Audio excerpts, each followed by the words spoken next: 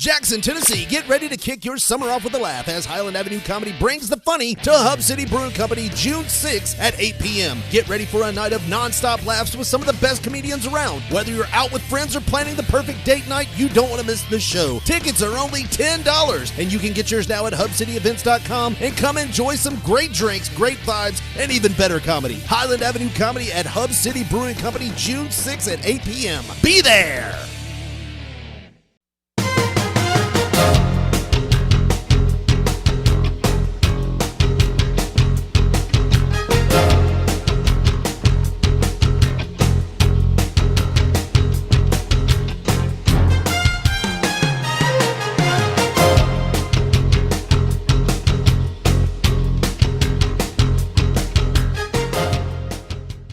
Hey everybody, welcome back once again to the Retro Wrestling Review USWA podcast. I'm your host, Gene Jackson, along with producer Smokey behind the scenes, making everything happen on that end of things. And of course, as always, I'm joined by my co-host. First up, he is your favorite podcaster's favorite podcaster, the Nightmare Nephew himself. Here he is, Josh Briley of P3 Radio. Josh, how are you doing this fine morning, or whenever somebody's watching this? Or tonight, this afternoon, brunch, whenever. I'm good. Damn one of them. How you doing? I'm good, despite severe lack of sleep. I don't get a lot of sleep on average nights, but last night I watched the clock turn 4 a.m. as I sit there going, I gotta go to sleep. I gotta go to sleep, which, as you know, never helps. And you wasn't even out raising hell. That was all in vain. Yeah. I mean, I could have went out and had a wild Saturday night, but I was trying to do the right thing and be rested up for this USWA podcast. But yeah, I could have went out and got into some kind of debauchery. And speaking of debauchery, that's our next co-host. Of course, he is the owner, founder, and president of STSpod.club, and he's Jonesboro, Arkansas's baby boy, as he prefers, or as some people say, Jonesboro, Arkansas's current favorite resident. Take your pick. Here he is, BT, Brian Trammell. What's up? As Gene was up at 4 a.m., I was asleep by 7:30. So there you go. Yes, you were preparing to get up at 4 a.m. Yeah, that's right. My best friend Gene, favorite co-host, as you said. First of all, I want to say a belated happy birthday to Meemaw. She was 101 years old this past weekend. 101 years young. Happy birthday, Meemaw. Get Buck over here with Jolly Roll Furniture, Spaghetti Warehouse as my sponsors. I got a chance. You know, we have always speculated about Steve Kern and being stiff and hold for hold and just being in a bad mood all the time. Well, I was talking to Derek King about some Power Pro stuff yesterday, and I said, have you ever worked around Steve? Well, apparently Derek did work Steve because of Jim Cornette let him work the Fabs one night, and he said that Cornette told him to get on the mat and try to go hold for hold with Steve. And he said he turned around and Steve was over there. He turned around, he tried to put him in a hole. He was over there. He said, I couldn't get a hold of him. He said, and those punches are stiff as hell. So as we suspected, Kern wrestles a little tight. And I want to say something, Gene. I really think you cursed us last week.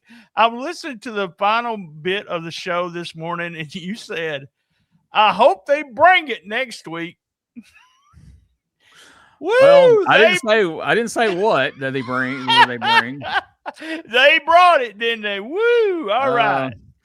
Okay, so kayfabe is still alive and well in 2026 because we have managed to keep this under wraps. We have a surprise special guest right here. It's the Memorial Day Miracle. Ladies and gentlemen, welcome our guest, the one, the only. That's him. Look at him. He's there.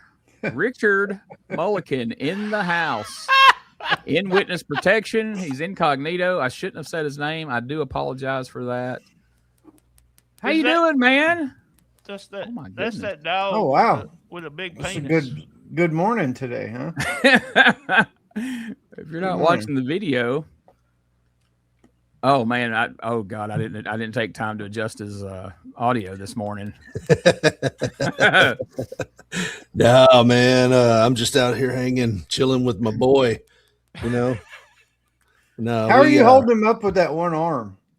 Dude, I've been holding him for 10 minutes, listening to y'all talk about Derek and, and Steve Kern, and my left arm is about to die. I was like, good Lord, how heavy is 10 pounds? I bet it's sticky that big too. Penis. There's that big penis on That's it. like that's like 8 of it. I know. Man, I am. You know what's funny about that Steve Kern Derek King match is we were there. Oh wow, cool. Yeah. Josh and I were there. Give me that. The other thing that's funny was to hide my identity. I was holding this napkin over the thing. Sure. And my dog jumped up and grabbed it halfway through that. And I was like, give me that back, you son of a bitch. He was trying to blow the cover, man. So if you're not watching the video, if you're listening audio right then, Richard just apparently the way it seemed from our end, it seemed like he reached down between his legs, pulled up what looked like a used tissue, and said, while I was sitting here waiting for y'all, I was using this. Why do you think the dog was so attracted to I was like, and he had his dog in his lap. So boy, Richard is back in rare form. And welcome back, man. Yes. I mean, side note, we're all out of peanut butter here. Thank God for DoorDash. Well, I can only assume that as Richard watched this week's show, if he watched it, he had to think, boy, I picked a great week to return. Ooh, What have I been missing? excellent week. Yes.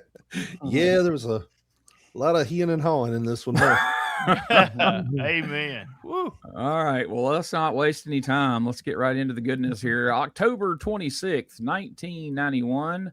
Dave Brown and Michael St. John open up the show, and Michael St. John gets right to, I guess, addressing the elephant in the room, if you will. He clarifies that there was a surprising situation with Eric Embry and Dr. Tom Prichard. We had teased for weeks while Dr. Tom was on tour of Japan that they were at odds, that he had, him and Embry were against each other, and he was sending in promos insinuating he was coming to kick Embry's ass. Then there's a swerve, bro. You think Vince Russo was around because it was a trick. They were still together. He come out and he helped Eric Embry. But then this past week, things went awry. We're going to take a look at a clip of that because, boy, that's quite the turn, what they did to put the finishing touches on that. We got to take a look at that here in a minute. But the Texas bunch have split, Eric Embry and Dr. Tom Piper, and that gets addressed, which shocked me. I did not remember that he actually acknowledged that either. No. That was worth the price of admission. So we're going to get to that in a moment as well. But first, we got to mention the USWA World Tag Team Champions, Jeff Jarrett and Robert Fuller, are here. Richard, with you not being around, you have missed this long, illustrious title reign of Jeff Jarrett and Robert Fuller, who pretty early in their title reign promised, you know what, if we ever lose a match and if we ever lose these belts, we're going to split the team.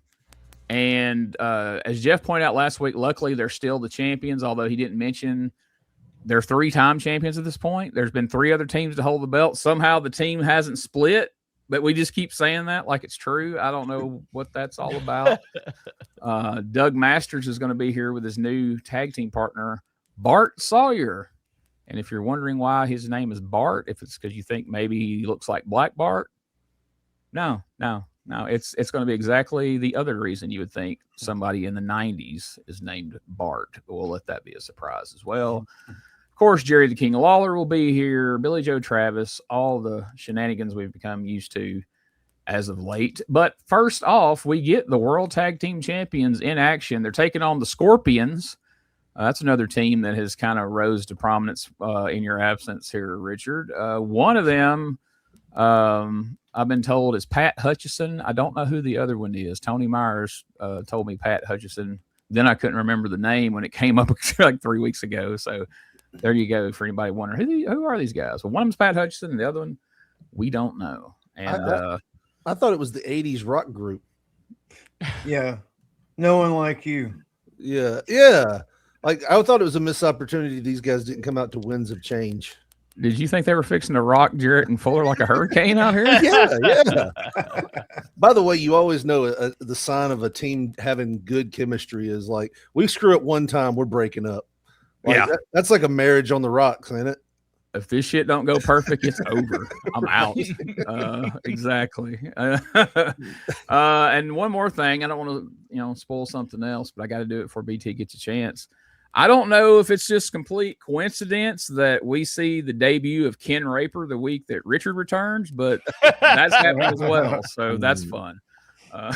Not even a master of terror. He is straight up Ken the Raper right here in front of God and everybody. So the tag team champs are in here handling the Scorpions. Clearly, they're not going to lose. They're not going to have to split the team, but oh no, look what happens. Now, Jeff Jarrett picks him up. Look at this. Boy, they don't let up, do they? And relentless in their pursuit of this victory. Fuller dropping the elbow. Jarrett with an elbow goes for the cover. The referee starts the count. 1, 2, 3, and that's it. Yeah, he got him. The Scorpions defeated by, well, wait a minute. Oh, look at that. A little early entrance here. That's Bart Sawyer on the left, and this is Doug Masters. And they're going to work on Jeff Jarrett. They've knocked Robert Fuller to the floor. Scorpions lead there, and they're 2 against 1 with Jeff. Here comes Robert back into the ring. Referee is calling for the bell. I'll do it, Frank, but I don't think it'll do any good. We've already rung the bell. The match officially ended with Jeff and Robert getting the win. Boy, look at that. Sawyer grab Robert and choke him, tying him up in the rope. They got big Robert Fuller tied up in the ropes. Jeff coming back to his aid, but both Masters and Sawyer go after Jeff Jarrett. Robert is tied up in the ropes. They've got his shoulders tied up. Here's Jeff being held down by Masters. Sawyer's going to the top. Oh, he dropped that elbow on the arm. Jeff Jarrett, of course, having that arm injured many years ago, and they dropped the elbow from the top rope on the arm. Hey, I told you people last week I was bringing in a big, bad partner. And there's one arm that's left on Jeff Jarrett. I mean, it takes us to break both arms to get them belts around our waist, and that's what we're going to do. Doug Masters and Bart Sawyer with a horrible display of sportsmanship here. They attend to Jeff. We'll take a break. We'll check on Jeff and be back here in just a moment. So there you see the tag champs are well in hand, have the match well in hand. Of course, I don't know if you guys noticed, but I thought this was ironic for Richard to show back up for this. The studio fans were chanting DDT at the end of the match. That would be really easy just to give the fans what they want. But nope, Jeff Jarrett ends the match with an elbow drop because I feel like somehow he went back in time and was like, no, Richard's going to make fun of my shitty DDT, so I'm just going to drop an elbow. What's he going to say about that? And they get the win. And then these two guys hitting the ring look like a before and after photo for like a local gym and tanning bed because Bart Sawyer looks like Doug Masters after about 6 weeks of hitting the gym and hitting the tanning bed every day. And clearly he's named Bart because of his resemblance to Bart Simpson. This is going to be our top heel tag team, guys. What do you think about it? And we'll see if we can get back into a rhythm of who goes first, who goes second, and who goes third. Well, you're Awkward. let's go box down from Gene. You go Richard, me, BT. How about that? There Sounds we go. good. It's like the Brady Bunch opening in here. Yeah. The first thing I thought was I heard my grandmother's voice going, "Oh Lord, they done cloned Danny Davis. they ain't got enough mat for all them shoulders to be on it. I don't know what they're gonna do." Yeah, no, that was the first thing I in my head. My grandmother was talking to me and saying that. Yeah, could we just call them Vanilla and Vanilla? Like I couldn't tell you right now, gun to my head, who was who. I probably couldn't even tell you their full names because it wouldn't even matter if you did. Nope, they have no redeeming qualities. I guess they don't have anything that makes you want to remember them. They're just two blonde. Well, one guy definitely dyed his hair like last night. Yeah. And it didn't take. And they were like, well, if you do it again, your hair is going to fall out. Well, you'll just have to be orange, So, but yeah. I like I said, gun to head, couldn't tell you who these guys are right now. I immediately got pissed. I'm like, I thought it was somebody that kind of looked like The first one, Brett Sawyer. What is? Oh yeah, Bart Sawyer. Who is Doug Masters? Doug Masters, yeah. Doug Masters. See, I'm literally forgot Richard. Like it's not a disease. It's got that effect. Like them droopy ass knee pads and that stupid car salesman face. Just his body. Looks like he's like you said. He looks like he hasn't been eating or something. And like, maybe not. Bart Sawyer stayed at the house longer with the fridge and shit while fucking what's his name ventured off to wrestle in Memphis. But yeah, it got that turn the channel type heat to it. Yeah. And then when he did that, it was supposed to be this big, impactful. Oh, this is the first time Bart Simpson's going to be here, and he basically looked like he fell off the top rope and tried to kick his ball. It was the most underwhelming. What a move! What a move! Michael like your St. uncle John falling said. off a ladder when he's changing a light bulb. Yeah, it's just like God Almighty. I'd have rather just not seen any of this shit. Because I was watching Portland wrestling, I knew who these guys were. But the deal is that this was Bart's first heel run, because when he was in Portland, he was huge over because of Bart Simpson. He had the T-shirts, he had everything. I just thought it was kind of silly for them to bring him in as a heel. But it's these tag teams that Fuller and Jarrett has went through. None of them. I'm not sure any of them we felt like they could beat Fuller and Jarrett. I mean, it's just really weird. Like they didn't have anyone else to bring in, and Bart was big time over in Portland as a babyface, but then just come here and went right to healing. So I don't know. And then Michael St. John tells a bunch of lies about him during the match when they do the match about who they are, where they've been, and all kinds of crazy stuff. So it's I don't know. It fell flat to me too. Yeah, I feel like Michael St. John went up to him and was like, "Hey, what can I say about you guys? You got any stats?" And they were like, "Just whatever, man." And he's just we were in Calgary Stampede, and we beat up the Heart. You wasn't even there. What the hell? And they had make shit up then, okay. They had the lies rolling with Fuller and Jarrett as well, and the Japanese wrestling magazine. Yeah, right. Number one. Okay. Like my favorite line of that was, "I can't read it, but I looked at the pictures." Well, that would come out completely different if Corey Macklin had said, "I couldn't read it, but I was looking at the pictures in there, and there's a bunch of Japs, so I guess they was the top tag team in Japan, Dave." There's a wrestler, I forget who it is, but he has a shirt. And I don't know, like I said, I can't remember who it was, but it said, "Who'd you ever beat?" Like, if you really write it down, like we're talking about, these teams, they don't make you, a world contender. Like, you're not going to get number one tag team beating the Barroom Brawlers and the Texas Outlaws. It's like no credible tag team besides Embry and Prichard has faced them, as far as my memory goes.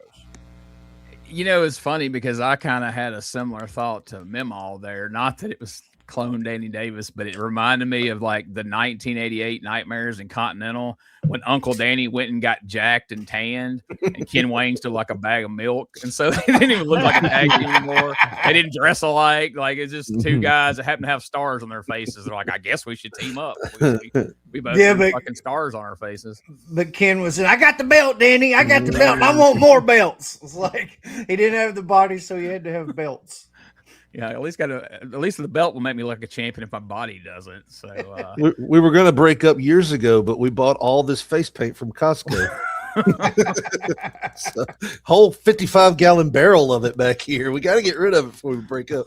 We'll break up, Danny, when we sell all the posters. So two things about that little segment. One, did you think that the smaller of the two kind of looked a little bit like LA Knight? A little bit in the face? In the face. And the second thing, I want that text message tone when they came in the ring of Dave going, hip, hop, hop, hop, hop.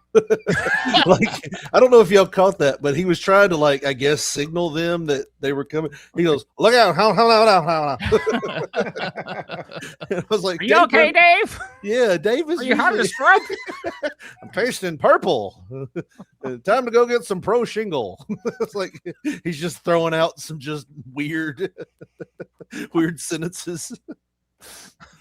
And so then the big kicker to all this, what's really supposed to get him over, it almost reminds me of the old Owen Hart when I kicked your leg out of your leg. I took my arm and broke your arm. Like, great.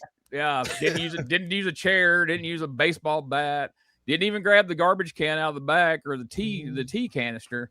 Just dropped the shittiest elbow drop anyone's ever dropped from the top rope. Awesome. Thanks, guys. Can't wait to see this feud. Maybe it was an accident. He accidentally. It looked like one.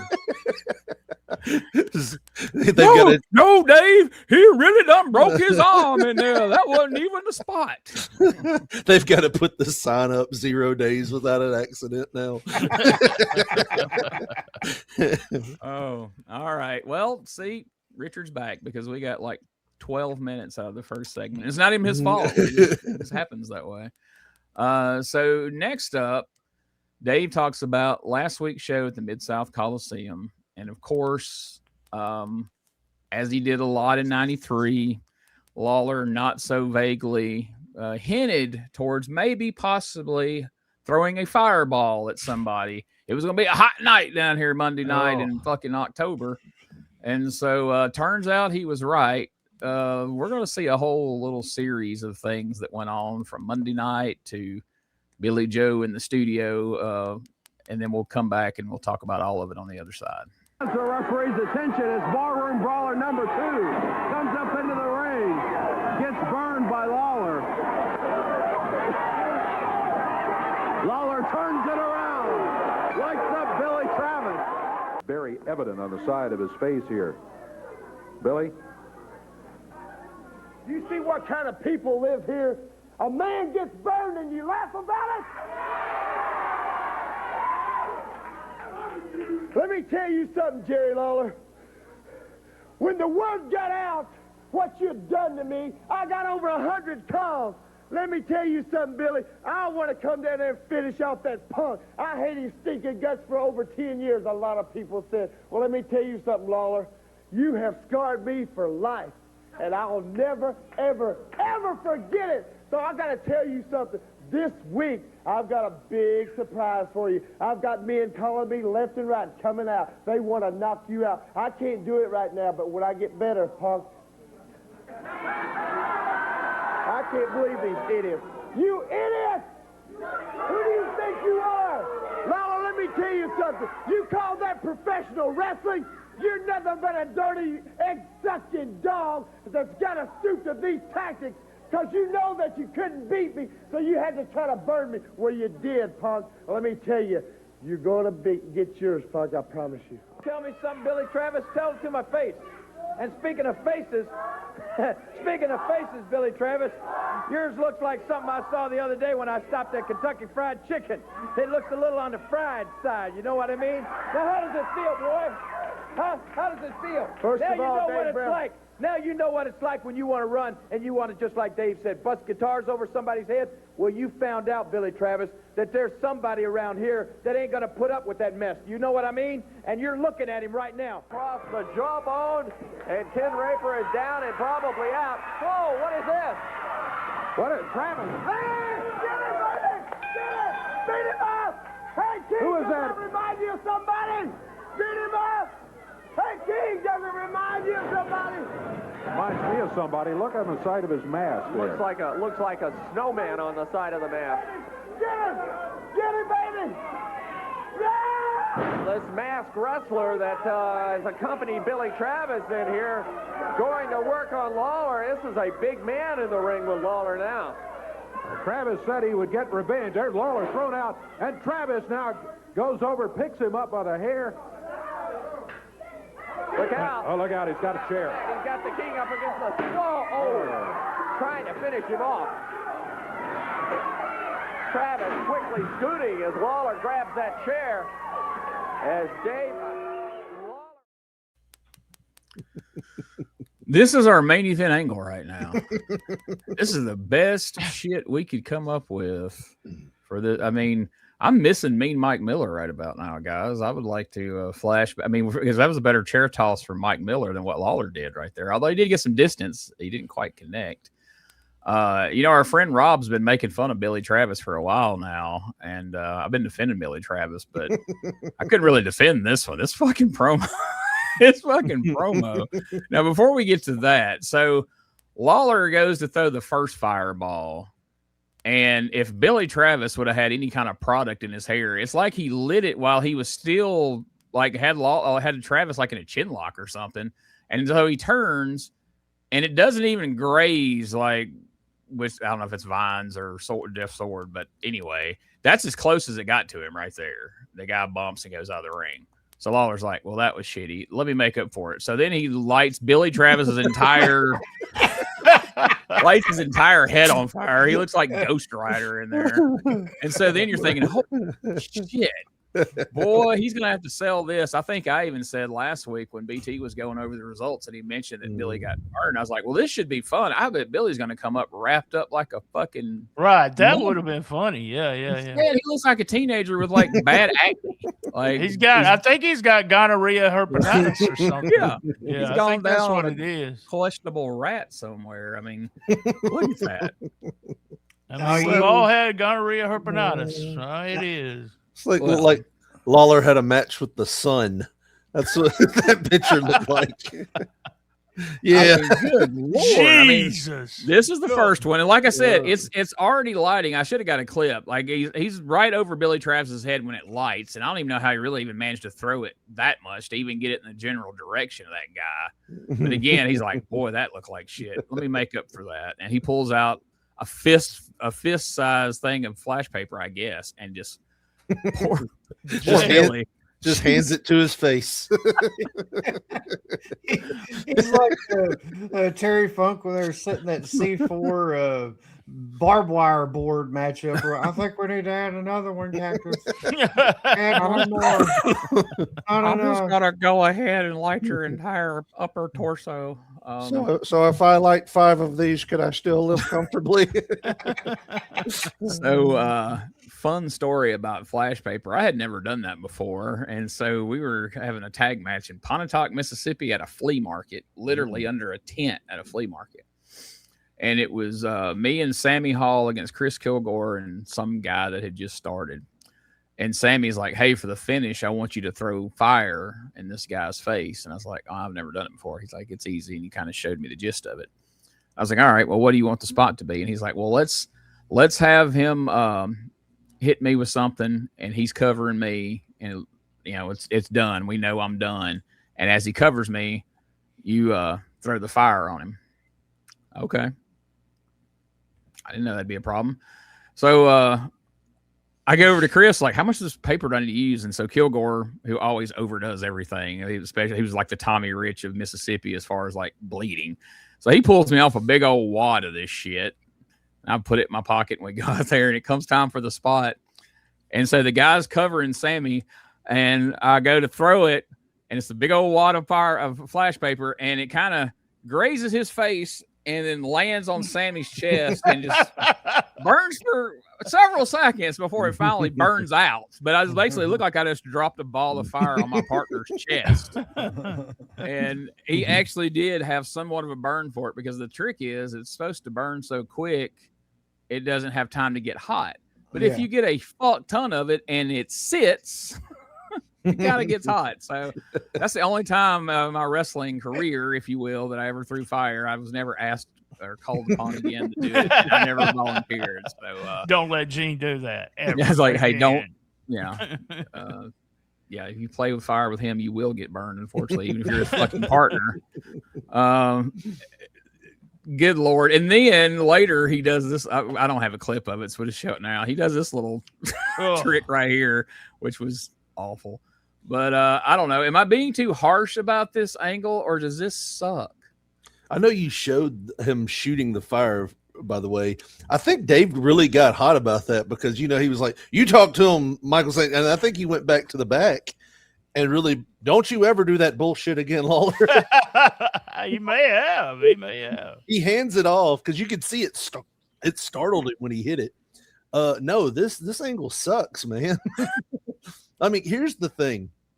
I remembered Billy Joe Travis being a lot better on the mic than he was. Like, I guess in my head, he even threw out which you'll see as a theme for this show: egg sucking dog. Oh my God! I was going to ask you before we so you had your dog on camera at the beginning of the show. Y'all have to be careful about leaving eggs out. Is he just sucking every egg he sees? Yeah, definitely. I mean, I know Funk used to say that. It's been a saying, and I always wondered about that as a kid. I was like, I've never seen a dog suck eggs. All right, Gene. I want everyone to close your eyes. And when I say egg-sucking dog, what kind of dog do you think of? I think of a hound dog for some reason. I don't know. What about you? I pictured a German Shepherd for some reason. I don't know why. I'm thinking of something like a bulldog with the big jowls. Oh, that makes sense. Yeah. Josh? Yeah. Pitbull. What about you? What about an egg-sucking dog? No, the dog. Mr. 305 sucking your eggs. I know One you of them ECW guys. That's my kind of dog, man. That's all I've ever had. No, and I guess the other thing about this is if it is the Snowman and he's got a mask on that says Snowman on it, why is he wearing a mask? Isn't the point of a mask to conceal your identity, not to say this guy is this man underneath this?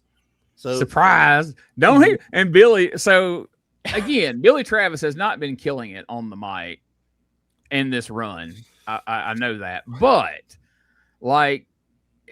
he's not mad like a guy who got burned, and he literally gets distracted by somebody in the audience. He didn't stop to sell it. He was in the middle of talking. Some guy yelled something. He's like, you stupid idiot. He just kept saying idiot. He called Lawler a punk at least 8 times in this promo. It was either a punk or an egg-sucking dog or a punk. Oh, my God. It was fucking awful. Absolutely awful. And then it only gets worse when this random guy comes in. Like you say, we're clearly wanting to implicate that he's the Snowman. But why would he not? If we want him, if he is the Snowman, why would he just come out as a Snowman? And if he's not, why would he immediately put a black snowman on the side of his mask as a mud man, if anything? But that sounds wrong because of who it is.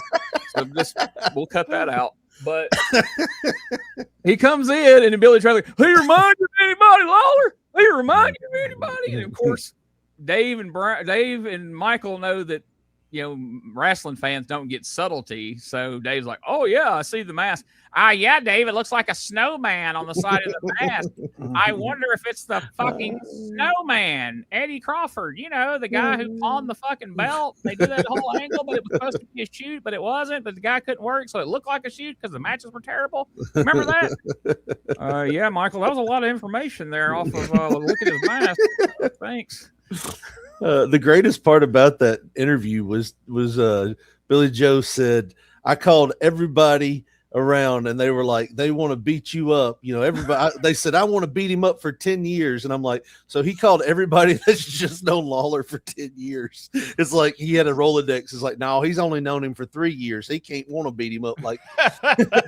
Well, see, I took that the wrong way because I thought he meant they wanted to literally beat on him for 10 years. They was going to start and not, and it would be fucking 2001 before they got done beating them. So, yeah, we had this was horrible, guys. Just and that baby blue gear. I know you haven't been watching this, Richard, but I've been shitting on Jerry Lawler for the last 4 weeks. He is on my nerves bad, and that baby blue gear. Oh my God, I hated it. Absolutely hated it. So yeah, horrible. Just, and I don't think I think spoiler alert, he's only here for one show. I don't even know if he makes the circuit. I don't know if it goes to Louisville and all the other places to fake Snowman. So it's such I know that was a big angle, and I know it drew and it probably shouldn't have. And I know I made a compilation of every segment they did on TV, and it comes out to be like a fucking hour and a half or something stupid. That damn video on YouTube's got like 30,000 hits or something. Like, and we did a podcast on it. It got tons of views and plays. So, and people were asking us about it and everything. So, I mean, I guess it was kind of a big deal. But again, it just makes no sense of like, why would this guy suddenly show up? Because he didn't lose the loser leave town. He wasn't suspended. He just disappeared when he stopped showing up for matches, and then he went and pawned the belt or sold it to a drug dealer or whatever that story is. And Eddie Marlin had to go to the drug dealer's house and get the belt. I'm sure he put the green, he put the green blazer on and went down there and. I'm Eddie Marlin. I'm the matchmaker, Eddie Marlin. I'm the star of the USWA. You better give me that belt back. And I know I ain't as tough as I used to be. And they're probably going to kill me, but I know I couldn't whoop a midget. By God, if I could just punch you one time, I'll get that belt back. I know how he got it back. He's like, hey, why don't you take a car ride with me and let's talk about it for a minute? And he just wrecked that thing off the side of a cliff and killed the guy and grabbed the belt and called Jeff for a ride. Luckily, the belt survived the crash. And I don't know. I'm thinking maybe that's how Lee Womack got his job. That's who had the belt. It got pawned to him. He's the drug dealer who they pawned it to. And they're like, well, hey, man, if you give us the belt back, we'll give you a job. And he's like, all right, cool. You see how Gene said that, but it didn't say allegedly drug dealer? I mean, it's been pretty documented. I mean, let's just say, but no, alleged. Yeah, apparently he was a promoter in Arkansas or so. I didn't know all that. He was. Yep. A lot of fun stories about that. So yeah. Yeah, we'll dig into that sometime. That's a little sidebar. But anyway, yeah, that is our top angle right now is Billy Joe Travis and a guy pretending to be the Snowman. Who's not nearly, he's a little more jacked than I remember him to be watching the video. Like right then I was like, okay, he's got some muscles. He's not as big as Eddie Crawford was, but dude, he's a foot shorter. So, I mean, if you're watching this, if our buddy Tony Myers is watching this, or maybe me or BT want to reach out, like I want to know who that was. I mean, it's too big to be TD Steele. Maybe Pez Watley, because Pez was in the area during wasn't he? We seen him in 91, didn't we? Yeah, he's been once. Once. Like I don't know, just randomly he showed up a few weeks whenever ago. He does the spin towards the camera. I didn't notice this when I was watching it back, but watching it here, man, he's got the thighs like Pez, man, huge thighs, like almost like Doug Furnace type thighs, like. So it may be him, or like we talked about before the show, it might be George Wells. Who knows? George Wells. I do like black thighs, by the way. So okay, well that's good. Speaking of Derek King, anyway, Jesus Christ, I stopped the whole show. Wow. I mean, because nothing either way. If you insult on this side of the coin, you get canceled. You insult on the other side of the coin, you get canceled. So then I just had to make a vague reference to the people who know get it now, and that covers it. It's the weekend, baby. It's the weekend. What would Meemaw say about the guy about this whole segment right here? I miss Danny Davis. What about Handsome Jimmy's coming in? We do need to hear from Meemaw. Don't say anything yet. We need to hear from Meemaw. We do. Mercy. All right. So now think about this. If you was to take the top heel single person who's feuding with Lawler and pair him with the top heel tag team, that would be a stable of Billy Travis, Bart Sawyer, and Doug Masters. That's the tippy top heels right now. Just remember that as we move through this show. So Lawler says if that masked man is who he thinks it is, and he hopes it is, he can't wait for this week, and says that he's been looking for this jerk a long time. Boy, him and Billy are really getting mean with people. We got big words this week. It's like a playground. Punks and jerks, and then when you really want to get mad, it's an egg sucking dog. So, there you go. It's going to be Jerry Lawler against Travis's Revenge. I guess that's not the Snowman's gimmick. Sounds like a gay porn, doesn't it? Don't even ask, guys. I have not a really seen bad that Rudy one. Ray Moore movie. Tune in. Travis's Revenge. From the maker of Petey Wheatstraw, the devil. Maker of Big Black Ties. Big Black Ties, part 3. PT is buying his front row ticket right now for Big Black Tie. And that's really bad when they take that reference Lawler made about Kentucky Fried Chicken at the beginning of his. Yeah. You look deep fried. I'm like, dude, his face would have to look burned before you can come out there and say that. He's got a little he's got the same blotch on his face that Dusty Rhodes had on his stomach, and you're acting like we deep fried him here. Why didn't he say crispy? Like deep fried. Yeah, I was like, because I was sitting here going, I know he's gonna say you look a little extra crispy. Exactly. But he didn't. He said you look deep fried. I was like, I got something like that on my face when I went to Platinum Plus in Memphis one time. So. No, it was Danny's. That was the nasty one I went to. It's Danny's. Yeah, I know. I'll be a loser place called Danny. Shout out to our friend Scotty, who is now rocking a Meemaw shirt. Yes. He had it on Friday night on our live stream. He was rocking the shirt. Awesome. I talked to Scotty this morning. We were celebrating Meemaw's birthday. So there we go. It's actually his wife even came on screen and endorsed the mug that he got. So y'all are over. Yeah, she's a surprising. You know, we don't have a lot of women listeners, and she apparently What? Some of our humor doesn't match, but yeah, he's like, I've caught her laughing a bunch of times, so I think she's a fan now. So that's awesome. That's cool. Good. I figured there were sewing circles where ladies would get together and knit and talk about P3 Radio's episode that week. I'm not sure. Compare notes on their favorite segment. What'd you think about the sucking side of the wall, Myrtle? What did you think about the cooch hooch? Well, I've done it before. I lived in the 50s. I lived through Prohibition. I had to have some cooch hooch. I had many a bottle of my coochie cooch. Oh, wow. Okay. All right. So, I'm sorry. That's spoiler for this week's episode of P3 Radio. I'm sorry. We hadn't been doing hot mics recently, so BT's starting to have Tourette's during the show. He started saying things that normally he wouldn't. What? So go ahead, get it out. Forget it. Yeah.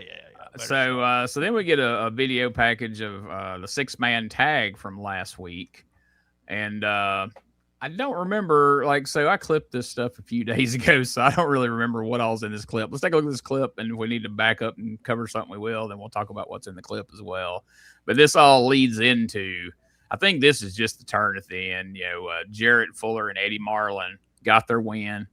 Eddie Marlin's out there. He's got his tights on and everything. He was a real wrestler that night. Green tights too. Yeah. And let's take a look at what led to the turn here. Boy, you talking about really, I said something earlier about over-explaining and overdoing things so the audience gets it. Well, boy, we made sure that we was real clear of what had happened here at the end of this match. Take a look. Marlin turns around, cold cocks Doug Masters.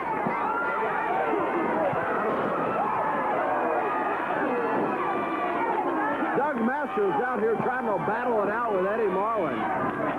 Eddie out here firing away on him, though, keeping him out of the ring. As Prichard off the second rope goes to hit Jarrett. Jarrett ducks. Prichard just leveled Eric Embry in the center of the ring. Had something. Takes the chain out of his tights. Prichard has the chain wrapped around his fist. Holds Jarrett up again. Jarrett ducks out of the way. Prichard just levels Eric Embry. 1, 2, 3. That's gonna be it.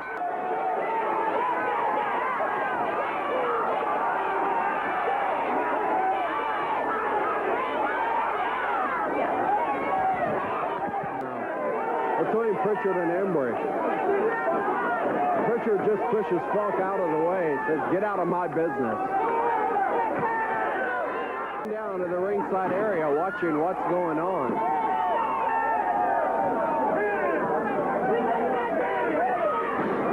Look out, Prichard. Embry pulls him back into the ring. Travis coming in. trying to back Prichard off of Embry now.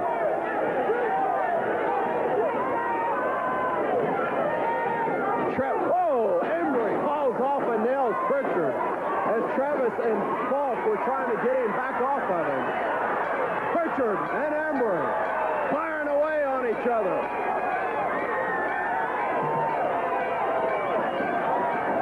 Doug Masters, the barroom brawlers coming in, trying to separate Embry and Prichard.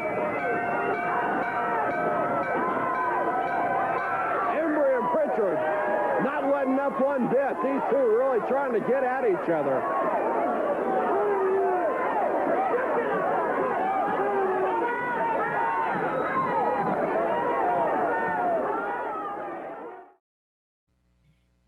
Hey man, if you'd have hit me once, I might could have forgive you. You hit me twice, I might could have forgave you. You hit me 3 times, man. 3 times. Good Lord, boy. They drove that one home, didn't they? Yeah, I was thinking when I was watching this, I was like, well, who's the bad guy now? Because you can kind of see why Embry would be pissed off. Yeah. And that was my thinking too. It was like, well, Embry's the baby now, right? Yeah.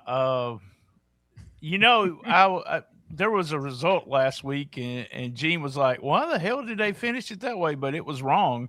Jarrett did pin Embry, but then after everything happens, you have to have these videos, like Richard said, you have to have these interviews afterwards to tell us who's the baby face and who's the heel. I mean, it's real convoluted. I just got sad. I got sad again. Bart Simpson made me sad at the beginning, and their bullshit. And this right here, cow, man.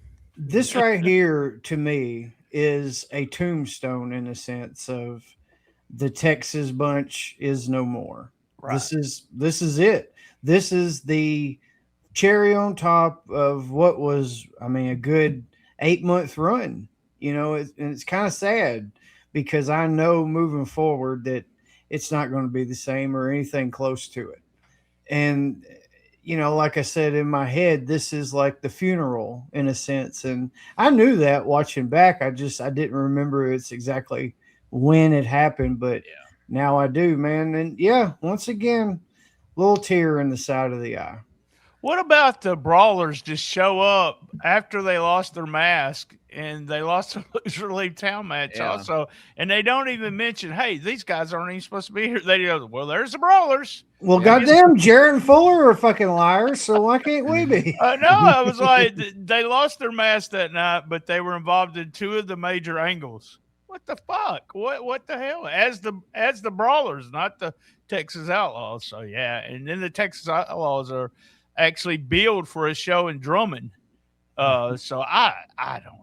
I don't know what they're doing. Booking this shit right now. Yeah, it just seems like it's all over. This don't resemble Embry's booking from earlier in the year. Not at all. But this is, I mean, this doesn't even seem like Lawler or Jarrett booking. Like, I would almost bet anything that Bart Sawyer and fucking Doug Masters, that is Robert Fuller 100%, because he had been in Portland right before this trip. I think he had the Atlantic Pro or whatever the fuck it was called. They had TV, but then he went to Portland and then he came here. So he must have owed people money in Portland, because he's just been funneling them motherfuckers. Didn't they close up about that time though? I think. Well, Billy Jack had his shit after. Oh yeah, Billy Jack then had his stuff. Yeah, that's right. Yeah. Yeah, where you can see those unhinged coke-filled promos from like Corporal and shit. What? Billy Jack was on coke? What?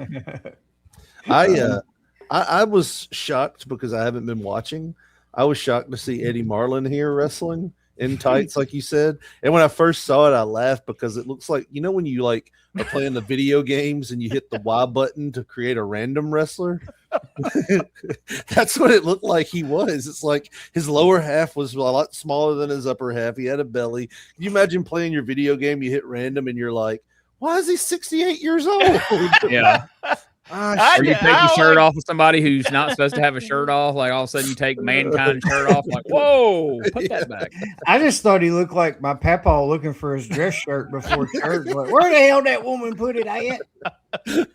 He just came in from mowing. Whoo, with his shirt off. As kids, if any guy wore green, anything, pants, shorts, whatever, we called them Mr. Green Jeans. So that's all I can think about with those times. There's Mr. Green Jeans right there. That must be his color, dude, because that's the blazer he rocked. That's the tights he wore. So, like, I didn't know that, like, he must have been the Green Machine or some shit back when he was wrestling all the time.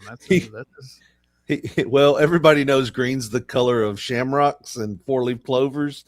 So he wears that when he gets into his car for the best luck that he don't tip that son of a bitch. I mean, if you're going to be in a car wreck with somebody, I know we kid about this a lot, but Jeff says that was a hell of a car wreck and he survived. So it might be Eddie to be in there with him, and that green makes it, even though you're unlucky with the wreck, you're lucky that you're alive. So you're lucky you lived through it.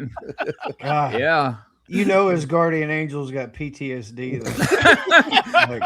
Guardian angel's like, hey, I'm gonna need some overtime on this one. Like, good Lord. Jeff said, "Grace of God, grace of God." The Big G man. Well, of course, there had to be some things said about this, so let's get a lot, because I knew as soon as I heard him start saying about the Piper stuff, like, holy shit, we've got to play this on the show. Right. I didn't even remember if he'd really even addressed this in shoot interviews, much less a damn TV promo. Well, Tom, I must say you're very calm as you watch that. Dave, as you all know, this show goes everywhere in the country in syndication, and a lot of people watch it. A lot of wrestlers watch it. A lot of fans watch it. And I heard a lot of things all over the country. And one of them was, they said, why are you trying to be a cheap Roddy Piper imitation? And I told him, I said, you could go back 12 years, check my interviews, check the way I talk. I've always talked, I've always acted like this all my life. I'm not trying to imitate anybody. This is Tom Prichard. But you see, the other thing I heard from everybody in the country, from wrestlers to the people that go to the matches, and I don't care what anybody says, because I'm one of these guys that you could tell me something, I can tell you go stick it, because I could care less what you think about me. But when somebody told me, and everybody came up and says, why are you being Eric Embry's stooge? They never asked Eric, why are you being Tom Prichard's stooge? And then I got to thinking, I said, well, it was Embry that got the shots with Lawler. It was Embry that whenever we'd go out, he'd want to get into a fight, and he'd send me first because he knew I'd take the first shot to get 2 or 3 in, and then when they're down, he'd take them. Now, you see, he's talking a lot of stuff, and just because it happened one night doesn't mean that it wasn't coming along, because it was. You see, I've rode up and down the roads with Eric Embry. I've been in the ring with Eric Embry as his partner side by side, and it was always me, Embry. It was always me, the guy that went in first and got him down so you could take the cheap shot. And you see, Dave, about a year ago, I was sitting at home in Houston, Texas, when nobody wanted to touch me. Not the WWF, not NWA. Nobody wanted to book Tom Prichard because he had an attitude problem. Nobody could handle Tom Prichard's attitude problem. And one day I got a phone call from Eric Embry that said, hey, man, I know you're one of the toughest wrestlers in the country today, and I'm going to the USWA, and I think you and me would make a hell of a tag team, and we would destroy everybody and all the competition that they got to offer. I became the Southern Heavyweight Champion. I am the Texas Heavyweight Champion. And I did it on my own because I am a great athlete. I am a great wrestler. And every time Eric came out here, he seemed to be taking the credit for everything.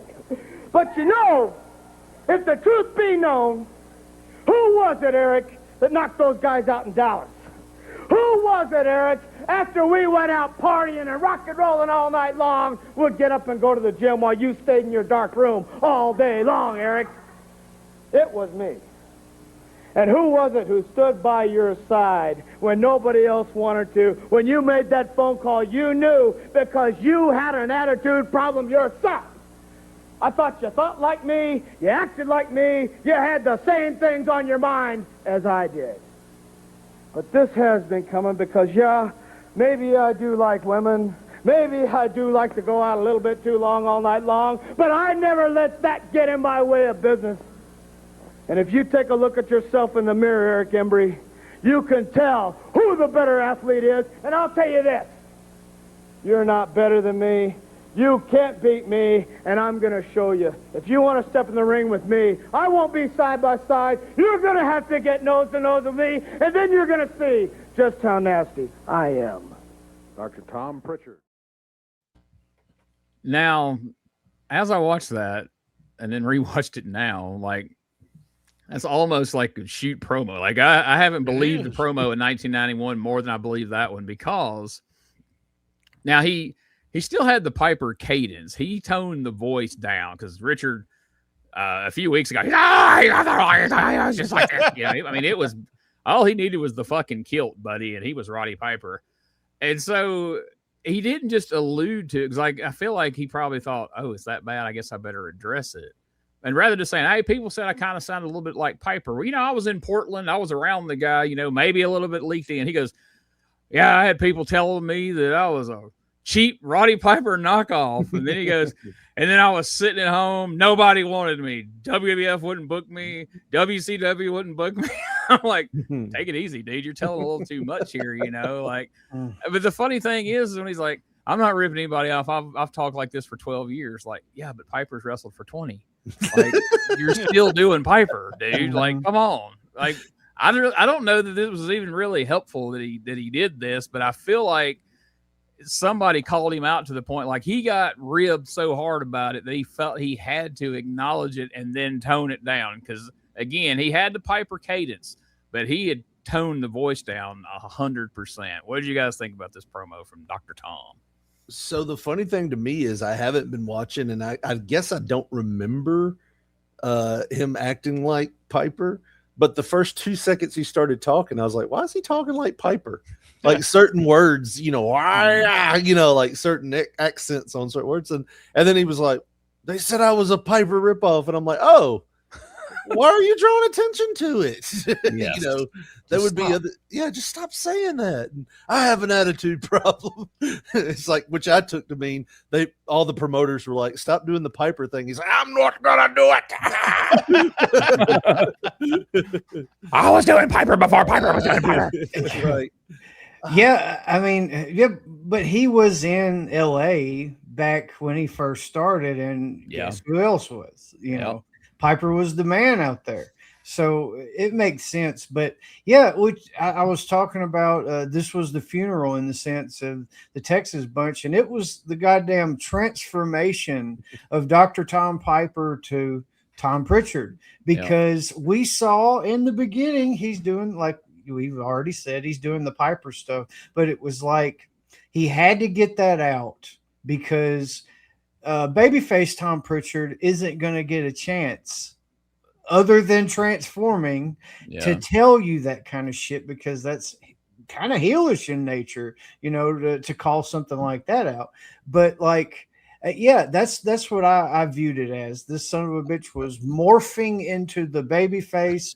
He has to spurt all of that evilness and that hatefulness out before he makes the full turn and starts kissing babies and shaking hands and complimenting people. I thought it was a hell of a promo. And also, Gene, you talked to, I think Doug on his podcast kind of talked about Dr. Tom was a guy that went to his hotel or where they were living, and he would go to the gym and then go back to the room and never do anything, you know, really wild or crazy or anything. So that, I guess that was kind of a shoot too, he was saying the opposite. When he said he went out, did he party, or was it was Eric that partied all the time and Tom went to the gym? But that was kind of a shoot too. Josh really, I didn't think of it like that, but it is kind of like I was a heel, but now I'm a baby face. Let me do this promo and get the Piper stuff away and have people shut the fuck up about it. I really liked it. I didn't like it at first when he started talking about the Piper thing because I was the same way. Why are you saying that? Yeah. And then, but by the end, I was hooked. I was ready. I'm babyface Prichard big time now. So it did make sense to like now from hearing you guys talk about it, why he was slipping out of it towards the end. Yeah, it was like he was losing it. He's like, but he would come back with certain words. But then he would like, well, let me tell you something else. This is me. And you're like, wait, you're losing the accent. It's like next week he's going to come out and do a British accent, you know? Hey, it was like he was doing a gimmick where he's possessed by Roddy Piper and he's fighting. It's like Dr. Jekyll and Mr. Hyde, you know? You gotta get Dave Finley out there beating him with a shillelagh to beat the ghost of Piper out of him.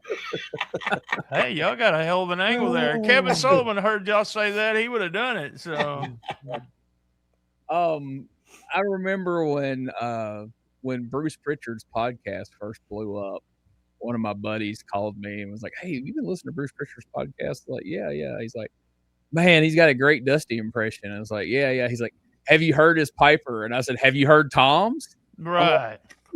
I was like, they both got a good Piper, but Tom used to do his in fucking promos. But of course, I mean, I was like, "Where have you been?" I'm like, Prichard did Piper at goddamn WrestleMania to Piper's face. Like that was a whole thing. He's like, "Oh yeah, he did do that, didn't he?" And it's like, yeah, it was an angle. So I'm not gonna punish y'all like this. I used to like to have fun and make y'all watch Harlem Night matches every single week to see if it would break you or not. Part of the reason why I quit. I was gonna say, to y'all's credit, Josh made it through. That's the reason I got the job. Finally Rich was like, Jesus, I don't want to see who shows up next. Thanks, There's liable to be Knight. I'm to bring a fake snowman in at some point. I can't sit through that. I'm feeling a little depressed.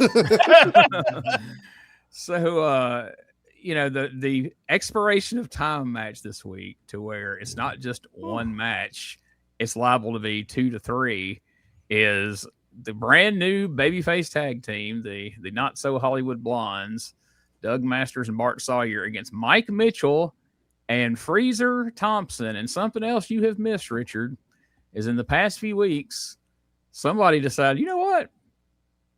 We're going to push Freezer Thompson a little bit. Not that he's in singles matches and he's winning titles, none of that. Just all of a sudden, he's getting in shit during the matches. They're taking all the heat on the partner. He's coming out looking like, the big bad baby face. And then every week, Embry had been sending people out to try to get him recruited into Team Texas. It was Fuji. Fuck. Tojo was coming out. And then Tony Falk came out, and then Embry himself came out, and Dr.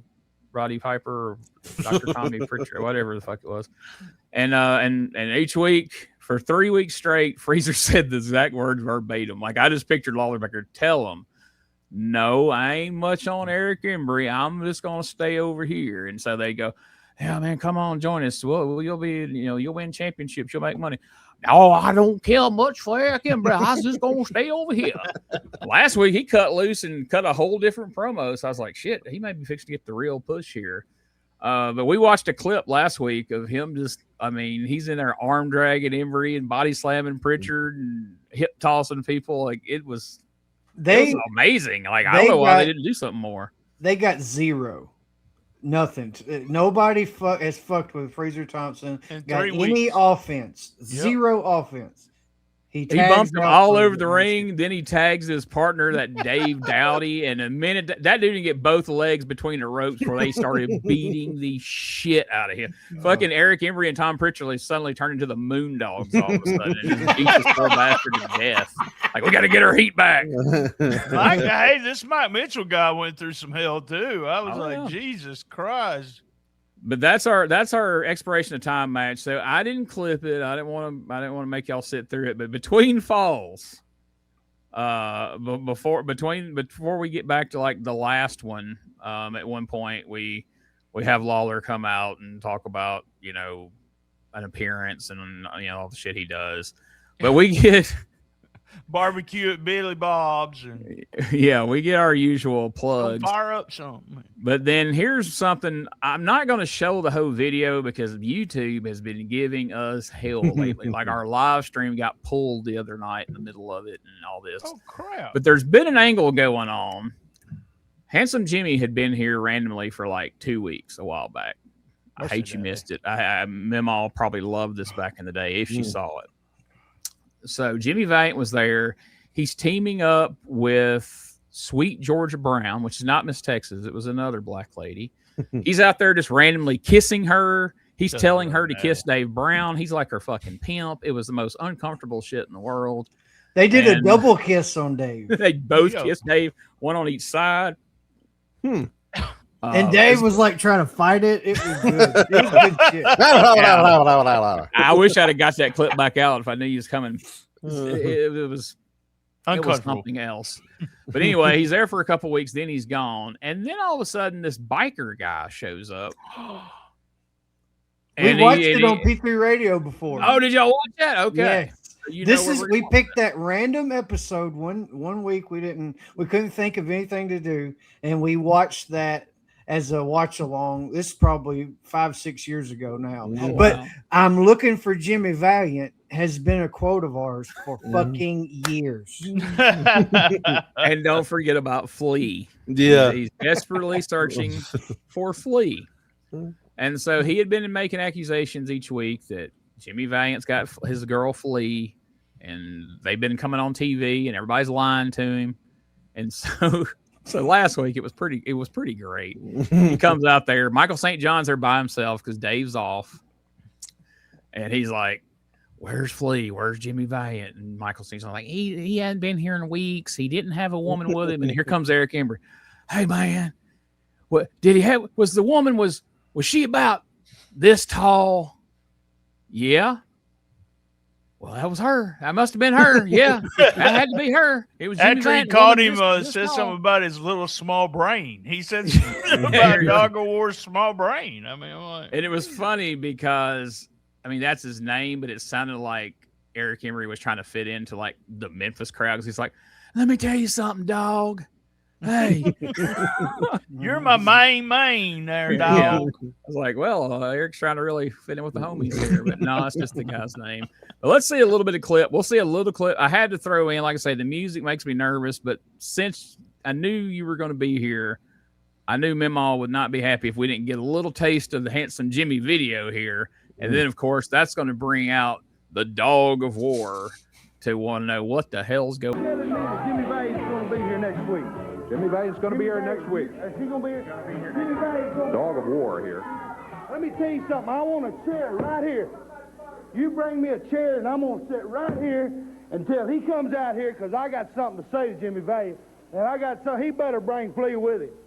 Well, that's between you and Jimmy Valiant or whatever it is. Jimmy is scheduled to be here next week. He's not here this week, and no, you can't sit here till he gets here. You bring in Flea. Do you know anything about it? We don't know. Who knows? Jimmy, I guess. I tell you what, you bring another extra chair, put it right here, because I'm going to sit here until Jimmy Valiant comes out here, and I'm going to show all you people what kind of creep he really is. That's the Dog of War. Well, I don't know what to say to you, except Jimmy Valiant will be here next week. I don't know anything about Flea, as I told you a couple of weeks ago.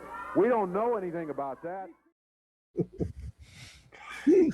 No, I'm glad you kind of had some context that y'all had seen that in the past, because it's kind of hard to wrap your head around, because this has just been an ongoing thing, and it's just such a weird time, man. Like, there's nothing good going on right now. Like, I hate to say that, because like, people are probably like, well, why am I listening to this shit? Well, it'll get better, probably. Maybe. Hey, Gene said, what did you say? I said, you said. What did you say? I said, you said. I hope they bring it next week. Well, we hope they bring it again next week, because they didn't do it this week. They brought it, just it sucked. Everything they brought a big old a bag of dicks. It's gonna get shit. It's gonna get better. It sounds like the same lie I told my grandmother right before she died. It's gonna get better, Mima. Beep. See? Oh my god. Yeah.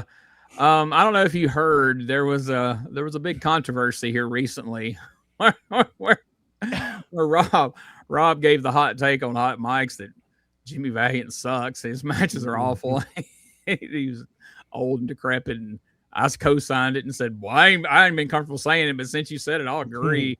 And boy, that sparked a whole shitstorm. Me and Josh, BT and Josh were not happy with us. Mercy, Daddy. Woo, I thought they were going to leave the show over it. There were people messaging me about it. Like it was a real hot take. And then just by mere coincidence, that happens 2 weeks later.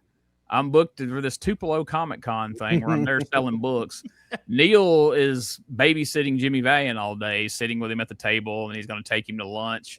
I end up going to lunch with him and then hanging out waiting for the wrestling show. So I spent more than half my day hanging out with Jimmy Valiant. So then I felt like a piece of shit because, like, his wrestling's still awful. He still had no reason to be wrestling at 75 years old. But I get it. Like, we went to Steak and Shake with him, and I seen the whole place light up and come take pictures with him and everything. And I'll have to tell you that story one day because turns out Jimmy Valiant's favorite thing on earth is a garlic cheeseburger.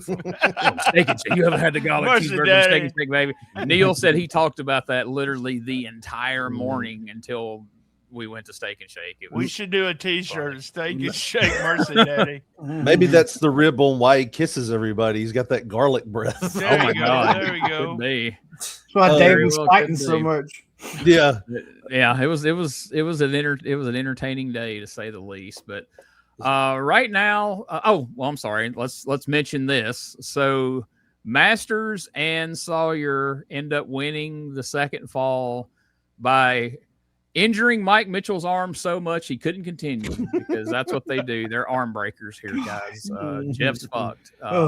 That's what they were doing in Calgary Stampede also. Yeah. You're listening to that. They're just one of the top tag teams. So they never were. They never tagged there. They never went there. Take them down and then one guy holds them and then you fall off the top rope. Do a trust fall onto his arm. I did Harley Race for some reason. It's all I was like, well, yeah. It's all grizzled old dude voice, you know. They get it. They've seen it. So right now, let's take a commercial break, and we come back. We'll see the card for Monday night of what they expect, what they think this TV was supposed to motivate us to want to buy a ticket to. This will probably end up being the least dramatic. Hey, would you buy a ticket to see this of all time? I don't know. Although it will be an interesting question. What was your least favorite part of today's show? Oh, boy, we've got some contenders. So stick around, folks. You don't want to miss this. This might be the most interesting part when we tell what was our least favorite part. And God forbid, what are we going to drag out as our most favorite part? We'll be right back.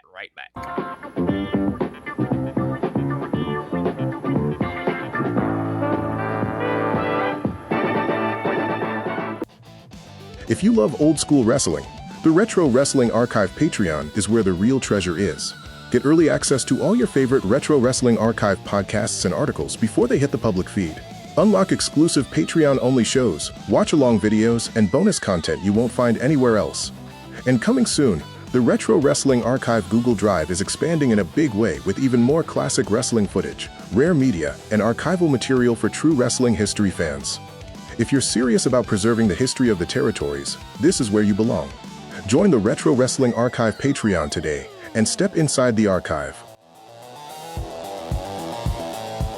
Hey guys, Ray Russell here. Lots of new stuff happening here at WrestleCopia.